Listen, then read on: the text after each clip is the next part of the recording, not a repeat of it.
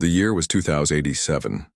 Earth had been watching the stars for many years, hoping to find other life. On a normal Tuesday morning, that hope became real. Commander Ethan Powell was drinking his morning coffee at North American Space Defense Force headquarters when the alarm went off. His coffee spilled across his uniform as he jumped up. "Sir, we have an unknown object entering the solar system," said Lieutenant Frank Carter, his eyes wide as he looked at the screen. Ethan rushed to the main screen. The object was moving in, a way no natural object could. It slowed down as it passed Jupiter, then changed direction slightly. "It's not natural," Ethan said, "and it's not one of ours." Within an hour, every major leader on Earth was in an emergency meeting. The object had sent a message in perfect English. "Greetings from the Galactic Council. We come in peace and wish to establish diplomatic relations with your species." 3 days later, Ethan found himself on the International Space Station Alpha, chosen to lead the human delegation. He straightened his uniform and took a deep breath as the airlock opened. The alien that floated through was tall and thin with blue-gray skin.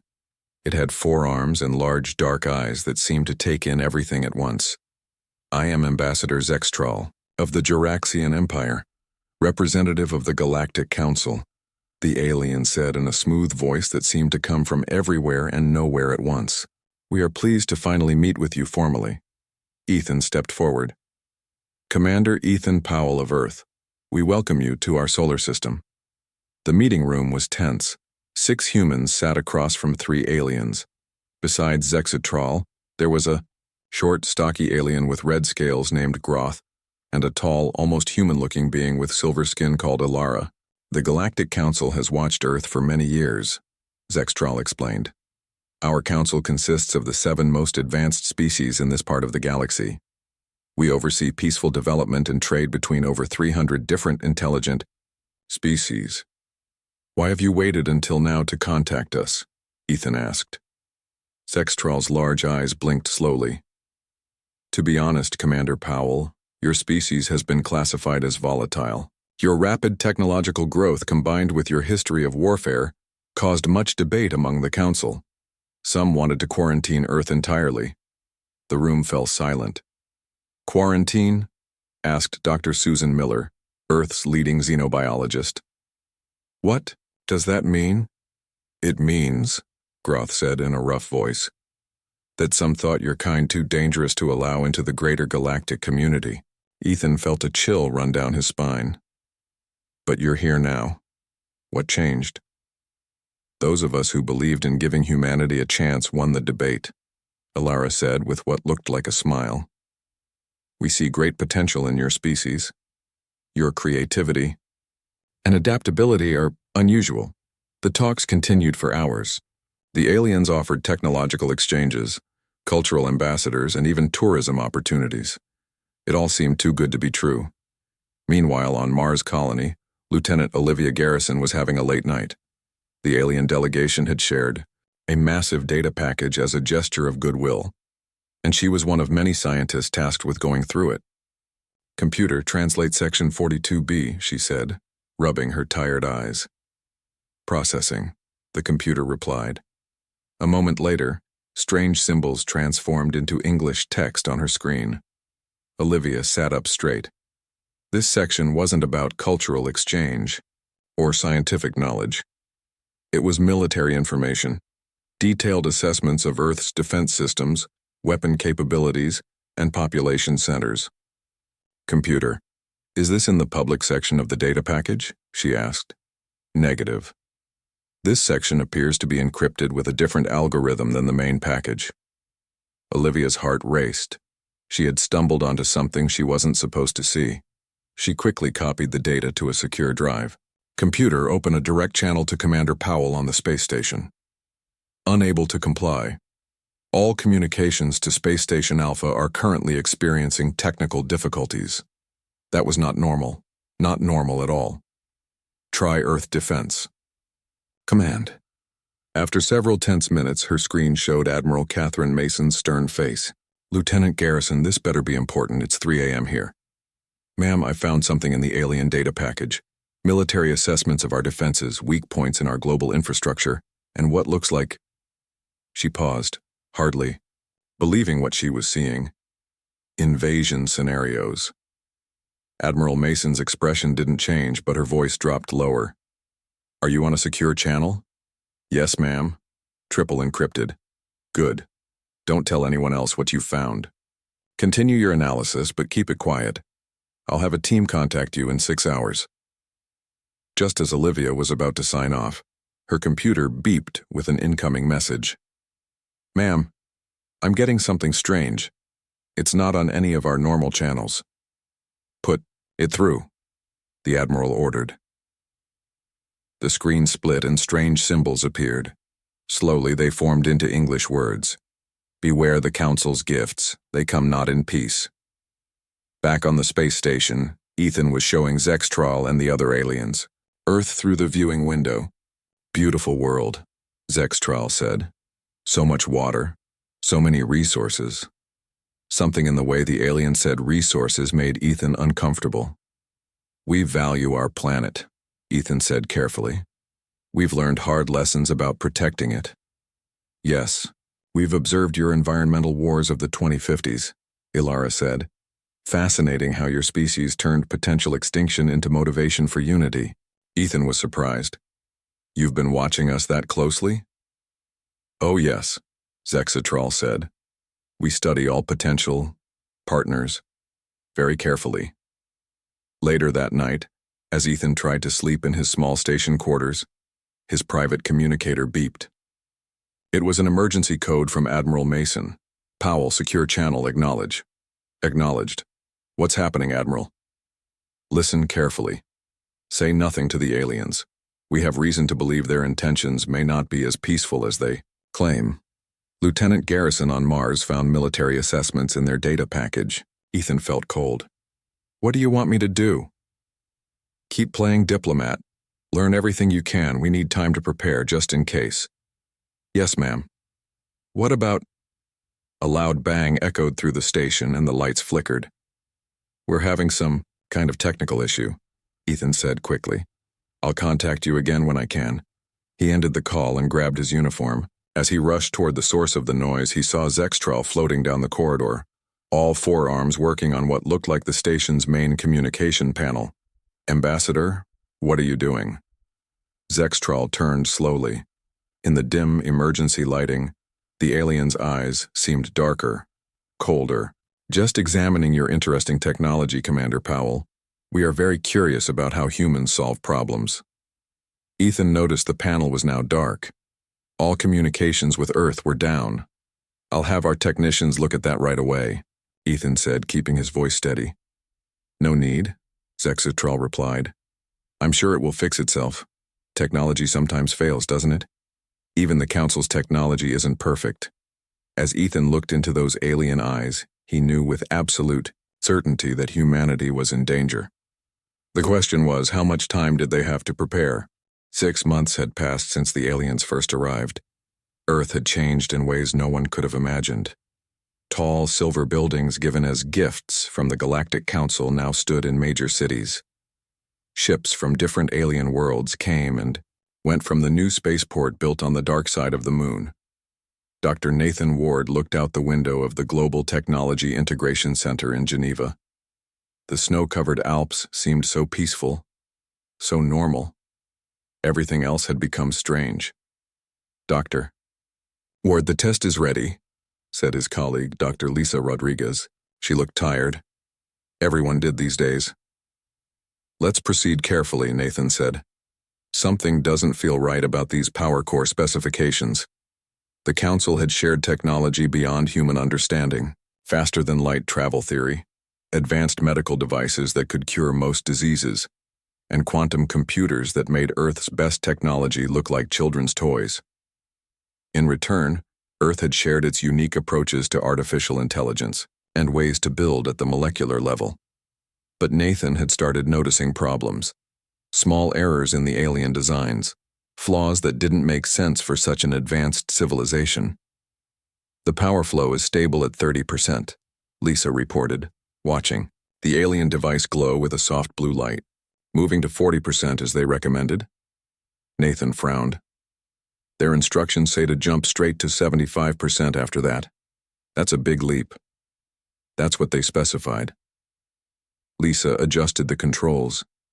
If we want to integrate their FTL drive with our ships, we need to follow their power requirements. The blue glow brightened as the power increased.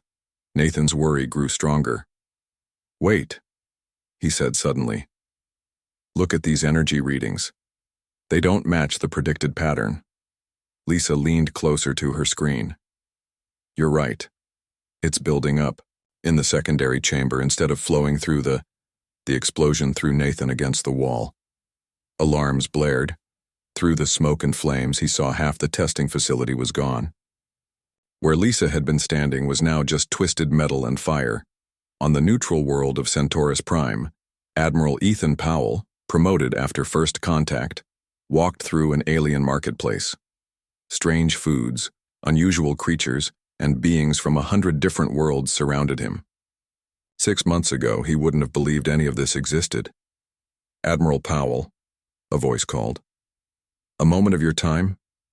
Ethan turned to see Ambassador Zexitral approaching with 3 other council members.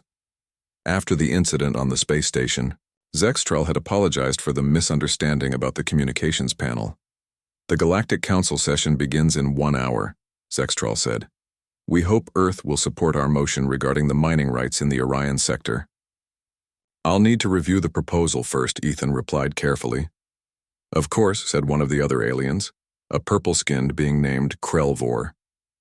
We wouldn't expect humans to agree without proper analysis. Your species is refreshingly thorough. As they walked away, Ethan felt someone brush against him. A small data stick was pressed into his hand. Later, in his private quarters, Ethan examined the data stick. It looked safe, but he ran it through 3 security scans anyway. Finally, he plugged it in.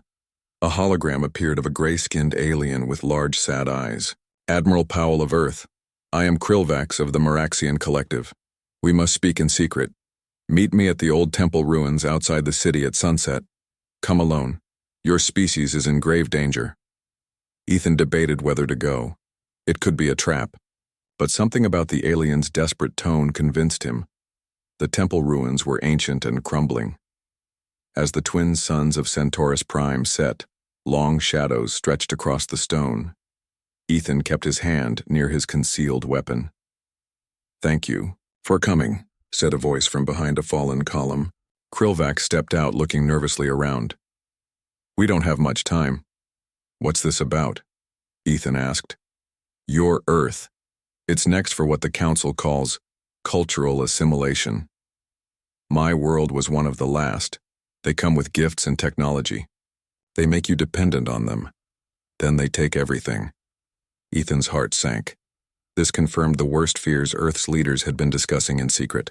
The Maraxian Collective was once proud. 300 worlds, a peaceful people.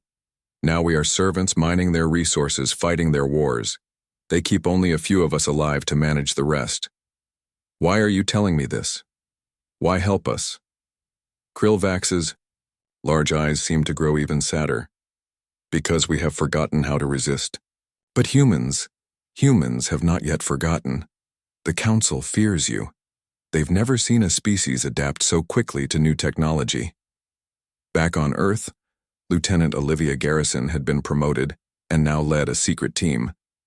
Hidden in an underground facility beneath the Rocky Mountains, they worked with alien technology without following the Council's recommended protocols. The neural interface is stable, said one of her team members, Ben Harris. It's responding to human thought patterns much better than the Council said it would. Olivia nodded. They lied about the compatibility. Our brains can control these systems better than theirs can. For months they had been discovering that human DNA had unique properties. Humans could form neural connections with certain technologies in ways the Council species could not. It was an advantage the aliens either didn't know about or had tried to hide. If we can master this interface, Olivia said, we could control their ships, their weapons. An alarm blared through the facility. Red emergency lights flashed. What's happening? She demanded. A young soldier rushed in. Ma'am, we're picking up multiple objects entering the solar system. Massive energy signatures. They're not broadcasting any identification. Olivia's blood ran cold. How many? Over 200 ships, ma'am. And they're moving fast. On Centaurus Prime, Ethan was running for his life. His meeting with Krillvax had been interrupted by Council security forces. The Meraxian had shoved a data crystal into Ethan's hand before pushing him away. Run! Get this to Earth. It contains everything. Their fleet movements, weapon systems, weaknesses. Krillvax had turned to face the security forces, buying Ethan time to escape. The sound of energy weapons still echoed in his ears as he raced. Through back alleys toward the spaceport, his communication device buzzed. A secure message from Earth. Urgent. Large Council fleet approaching Earth. Possible hostile intent. Return immediately. Too late, Ethan thought. The invasion had begun. As he reached his ship, he saw 3 Council security officers waiting. There was no way around them. At that moment, an explosion rocked a nearby building.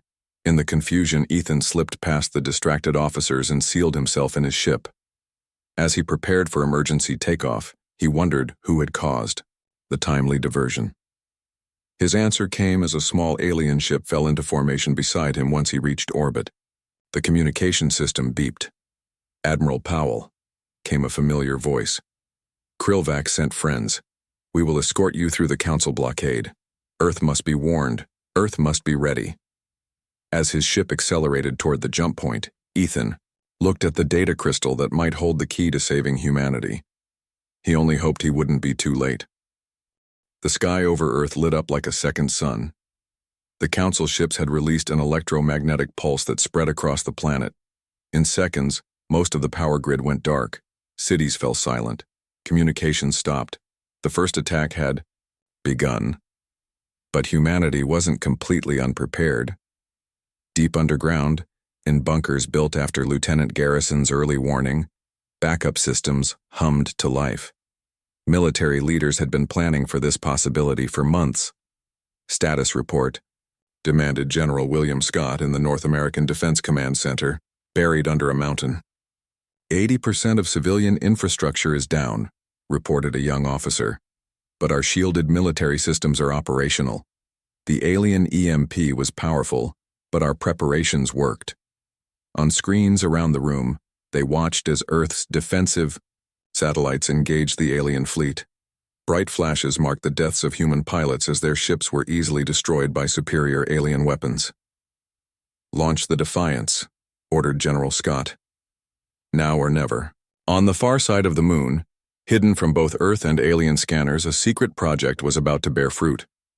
The ESS Defiance, Earth's first true interstellar warship, had been built using reverse-engineered alien technology combined with human innovation. Captain Ryan Mitchell stood on the bridge, watching his crew prepare for their first real battle. All systems online, reported his first officer, Sarah Lewis.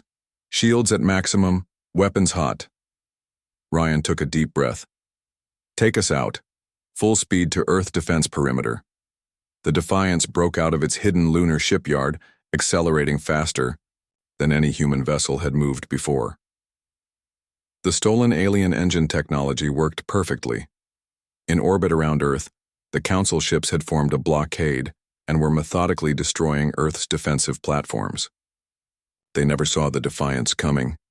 The human ship struck like lightning, its weapons tearing through 3 alien cruisers before they could react. For a brief moment, it seemed like humanity had a fighting chance.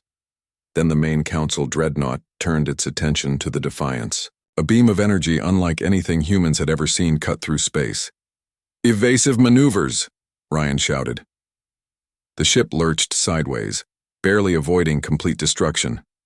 Still, the beam clipped their engine section. Direct hit to propulsion, Sarah reported, her face lit by sparking control panels. We're losing power. Ryan knew they couldn't win this fight. Not directly, but they could buy time. Send the data package to all Earth Defense Forces, he ordered. Then set collision course for the Dreadnought. On Mars, the alien forces had already landed. The human colony, just 20 years old, fought bravely, but was overwhelmed in hours. Those not killed were captured. Olivia Garrison was not among them. She and her core research team had escaped on a small shuttle, carrying vital research data. Their destination, one of Jupiter's moons, where a small research outpost had been established in secret. They're following the Council's standard invasion protocol, Olivia told her team as they watched Mars fall on their monitors. Just as Krillvax warned. First they disable technology, then they take strategic points. What about the moon base? Asked Ben Harris, looking at the screens. The images showed a desperate battle. Earth's lunar colony was putting up a stronger fight than Mars had. The base had been reinforced over the past 6 months with weapons hidden from the Council's observers. They're holding for now, Olivia said. But they won't last long without support. The moon base fell 3 days later. On Earth, the ground war had begun. Council ships landed troops in strategic locations around the planet. They expected a quick victory against a disorganized enemy with disabled technology. They were wrong. Colonel Samantha Hayes led the resistance in the Rocky Mountains. A career soldier with combat experience in the water wars of the 2060s, she knew how to fight against superior forces. They expect us to fight like them, she told her soldiers as they prepared an ambush in a narrow mountain pass. But we won't. We'll fight like humans. The alien convoy entered the pass, their vehicles hovering above the ground. They never noticed the simple tripwires that triggered the avalanche. Thousands of tons of rock crushed the first and last vehicles, trapping the others. Then Samantha's forces attacked, using a mix of conventional weapons and captured alien technology. The EMP grenades her team had developed worked particularly well, shorting out the aliens' advanced armor systems. By the end of the day, her small force had captured 5 alien vehicles, weapons, and communication equipment. More importantly, they had taken prisoners. In Antarctica, Dr. Nathan Ward and his remaining research team made a critical discovery. After studying the captured alien biology data and combining it with their own observations, they found something important. Look at these radiation tolerance levels, he told Dr. Alex Chen, pointing at their results. All 7 Council species evolved on worlds with much lower background radiation than Earth. Alex nodded slowly. That's why their ships have such heavy radiation shielding, and why their troops wear those full-body suits on Earth. Exactly. Humans evolved on a planet with higher natural radiation levels. We're naturally more resistant. Nathan looked up from the data. That's an advantage they never expected. Far above Earth, the battle continued. The ESS Defiance, heavily damaged but still fighting, had changed tactics. Instead of heading for the dreadnought, Captain Mitchell had ordered a different approach. Target their communication relay ships, he ordered. Cut them off from their command structure. The Defiance fired its remaining weapons, destroying 2 small vessels that served as the alien fleet's communication hubs. Immediately, the alien attack patterns became less coordinated. It's working, Sarah said, her face showing hope for the first time in days. Their ships rely too heavily on Central Command. Ryan nodded. Human commanders are trained to make decisions on their own. Their captains expect constant orders from above. He pointed to a new target. Now, for their supply, ships. The battle for Earth was far from over, but a pattern was emerging. Where the Council expected quick surrender, they found stubborn resistance. Where they expected fear, they found courage. Where they expected to face a technologically inferior species, they found ingenious adaptations of their own technology turned against them. In his command ship, the Juraxian Fleet Commander Drazkor watched the tactical displays with growing concern. This was the 12th day of the invasion. By the Council's standard protocols, Earth should have been fully under control by day 3. Send another division to the human resistance point in the mountain region, he ordered. That would be the 3rd Division, Commander, his subordinate replied. The first 2 have not reported back. Drazkor's 4 hands clenched in frustration. How are these humans doing this? They're primitive. Their technology is centuries behind ours. Unknown, Commander, but they are adapting much faster than our models predicted. They're using our own weapons against us now. In the darkness of space, the battered ESS Defiance prepared for what might be its final act. Captain Mitchell had one remaining weapon, something the aliens wouldn't expect. "Prepare to launch nuclear missiles," he ordered. "All of them." Sarah looked shocked. "Sir, nukes are primitive. Their shields will stop them easily." Ryan smiled grimly. "That's what I'm counting on. Their shields stop the explosion but not the radiation. Remember what Dr. Ward discovered about their radiation vulnerability?" Understanding dawned on Sarah's face. "Their shields will trap the radiation inside like a bubble." "Exactly. Now target every major ship in their fleet and fire on my mark." As the missiles launched toward the alien armada, Ryan knew the Defiance might not survive the coming battle, but for the first time since the invasion began, he felt something new. Hope. 3 months had passed since the Council's invasion began. What they had planned as a quick victory had turned into a long, difficult war. Across Earth, humans fought with everything they had. The aliens controlled the major cities, but the countryside, mountains, and forests belonged to the Resistance. Captain Ryan Mitchell looked out the viewport of his new ship. It wasn't the Defiance. That brave vessel had been destroyed in the nuclear gambit that crippled a third of the Council fleet. The radiation strategy had worked better than anyone had hoped. Now Ryan commanded the Swift Vengeance, a captured Council supply ship modified with human innovations. "Sir, we're approaching Jupiter space," said his pilot, Alan Foster. "Stealth systems are holding, no sign they've detected us." Ryan nodded. "Take us into Ganymede Base."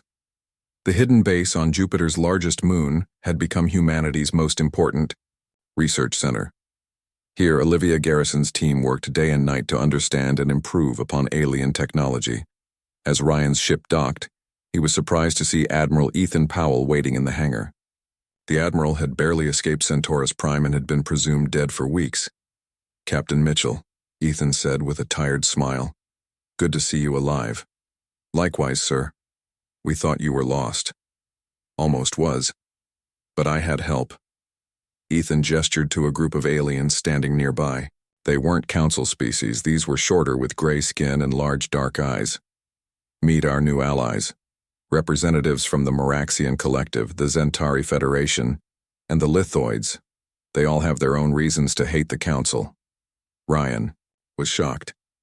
"Allies? How many?" "Dozens of species who've been conquered or threatened by the Council. Your nuclear strategy showed them that the Council isn't invincible. Now they believe humanity might actually win this war." In a secure meeting room, leaders from Earth and the allied alien species gathered around a holographic map of the solar system. "The Council has never faced a setback like this," said Kren, a Zentari with bird-like features. "In the past, species are either quickly conquered or contained."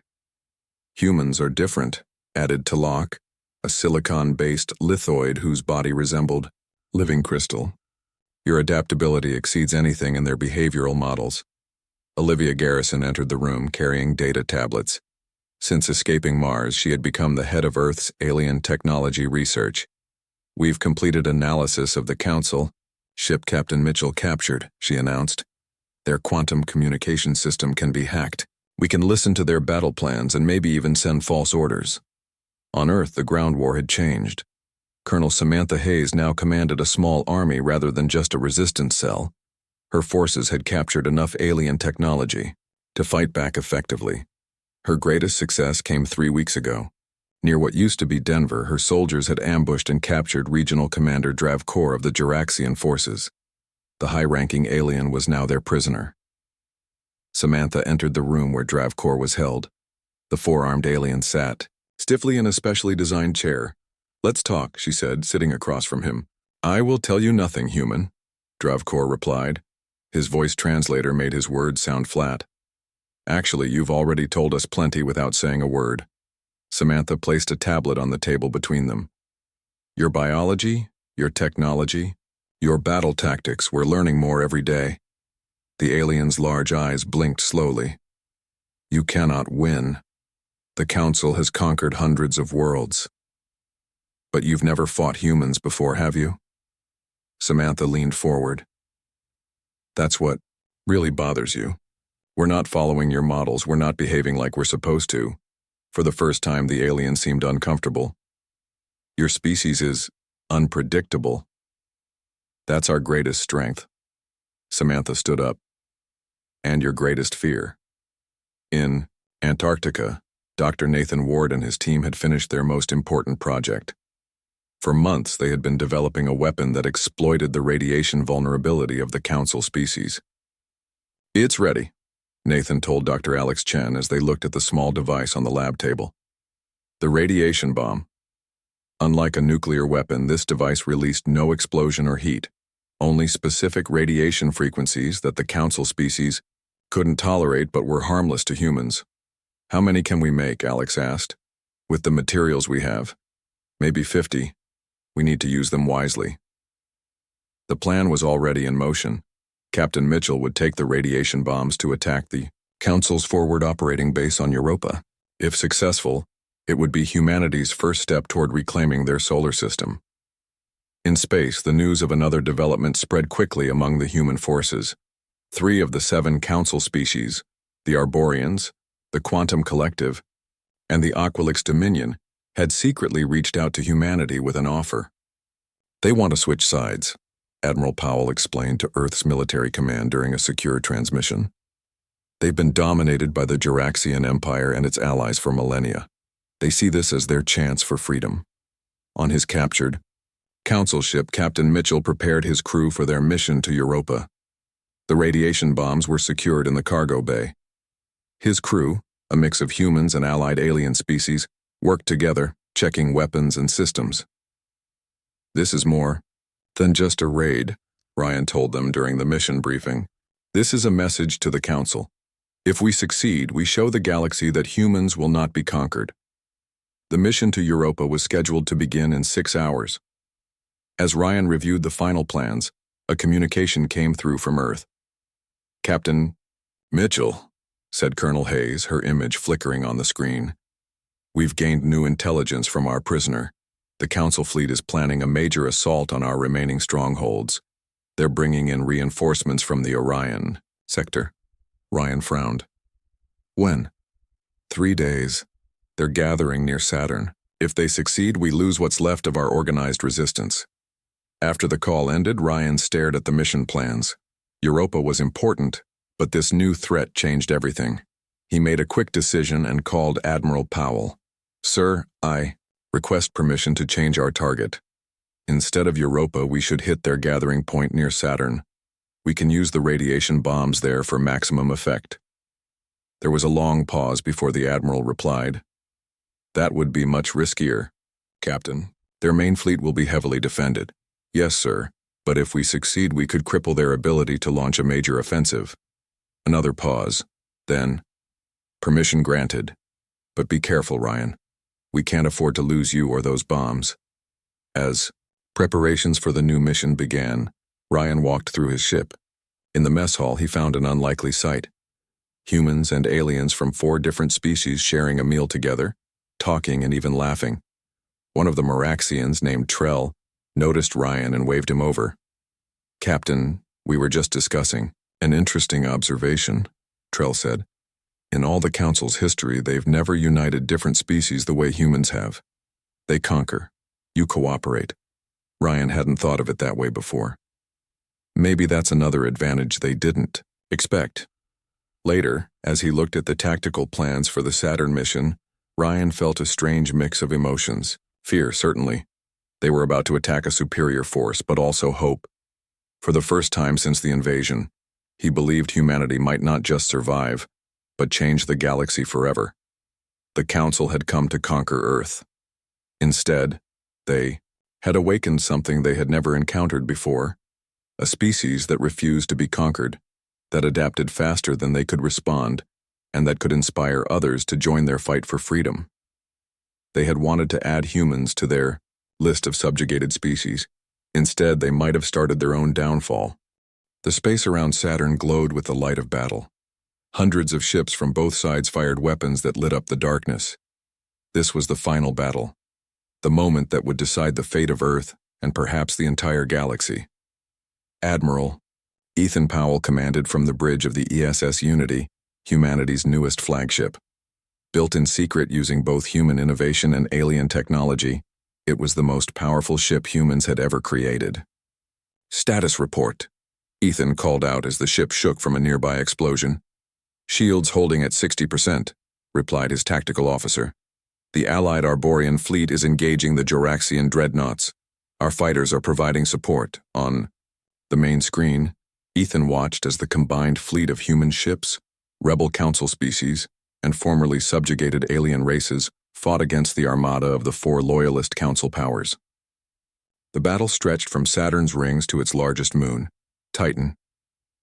Captain Ryan Mitchell led a stealth team on a more dangerous mission. His ship, the Swift Vengeance, had slipped behind enemy lines. Their target, the Council's command carrier. "We're approaching the blind spot in their sensor grid," Ryan told his crew. "Prepare to deploy the radiation bombs." The plan was risky, but simple. Plant the radiation bombs on key Council ships, then detonate them simultaneously. The special radiation would be harmless to humans and most allied species, but devastating to the Loyalist Council forces. On Saturn's moons, Colonel Samantha Hayes coordinated ground forces. Teams of human and allied soldiers had landed on Titan, Enceladus and Mimas to disable the Council's superluminal communication network. "Team Bravo has secured the relay station on Enceladus," reported one of her officers. "Team Charlie is meeting heavy resistance on Mimas." Samantha studied the tactical display. "Redirect Team Alpha to support Charlie. We need all 3 relay stations offline in the next 30 minutes. From the Jupiter Research Base, Olivia Garrison coordinated the most crucial part of the plan. Now a general, she had spent months preparing for this moment. "All stations report ready," said Ben Harris, now her second in command. "The modified quantum transmitter is at full power." Olivia nodded. "Begin the broadcast on my mark." Their plan depended on Dr. Nathan Ward's final breakthrough. He had modified Earth's quantum communication technology to penetrate the Council. Ships' shields by exploiting a dimensional frequency the Council had never utilized. "This will let us broadcast directly to every ship in the Council fleet," Nathan explained, checking the transmitter one last time. "Every crew member will see and hear our message. And every civilian on their home worlds," added Olivia. On the Unity's bridge, Admiral Powell received a secure communication. "Captain Mitchell's team has placed the radiation bombs. Colonel Hayes reports 2 relay stations secured. General Garrison is standing by." Ethan took a deep breath. "Tell them to proceed. All units, execute final phase." In space, the battle had reached its peak. The Loyalist Council ships pressed their advantage, their superior numbers slowly pushing back the Allied fleet.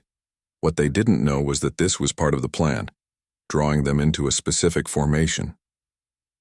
On the Council command carrier, Fleet Master Gornvex of the Juraxian Empire watched with satisfaction as his forces advanced. "The humans fought well," he told his officers. "But like all species, they will learn their place in the natural order." Suddenly, the ship's communication officer looked up in alarm. "Fleet Master, we're detecting an unknown transmission cutting through our secure channels. It's broadcasting to all ships simultaneously." Before Gornvex could respond, every screen on the bridge changed. The face of Olivia Garrison appeared, speaking directly to them. "To all members of the Galactic Council, and the species under their control," she began. "What you are about to see is the truth your leaders have hidden from you for centuries." What followed was overwhelming evidence of the Council's atrocities and broken promises.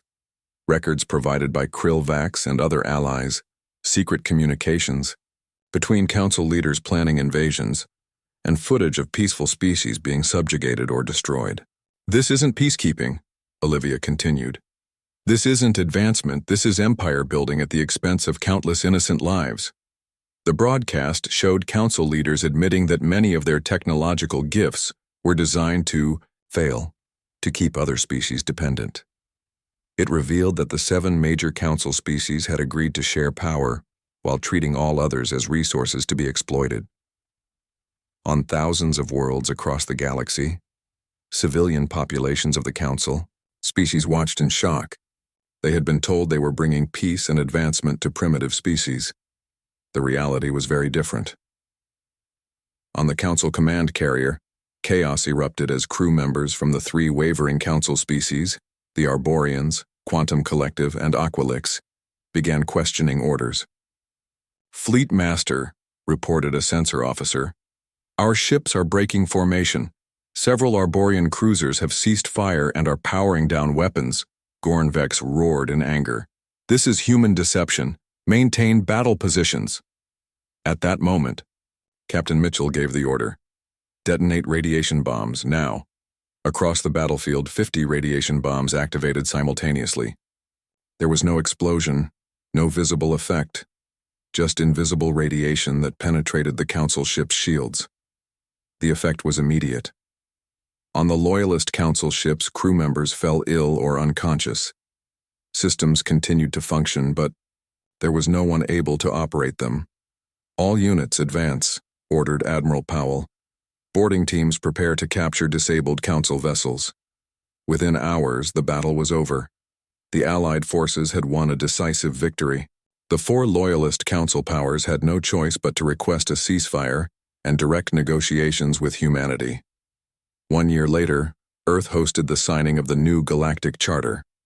The grand ceremony took place in the rebuilt United Nations building in New York.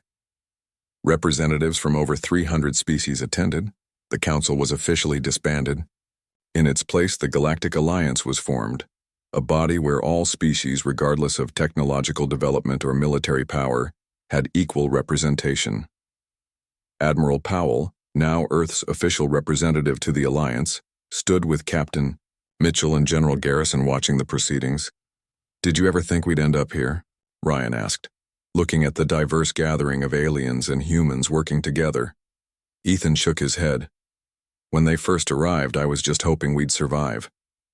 "The Council misunderstood us from the beginning," Olivia said. "They saw our adaptability and creativity as danger signs.